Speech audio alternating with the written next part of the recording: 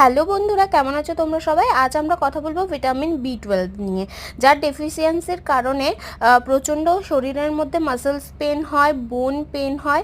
আর শুধু তাই নয়, পেনের সাথে সাথে যে আমাদের জয়েন্টগুলো আছে সেগুলো কিন্তু কমজোর হতে থাকে আর ব্যথাও করতে থাকে। তো সেই কারণে ভিটামিন বি 12 আমাদের শরীরে কিন্তু একটা গুরুত্বপূর্ণ মানে রোল প্লে করে, যেটা বলতে গেলে। তো ওই জন্য আজকে আমি নিয়েছি এখানে ভাত, এক বাটি ভাত নিয়েছি। এটা গরম ছিল, ছড়ানো ছিল, সে কারণে বেশি দেখাচ্ছে হয়তো একটু।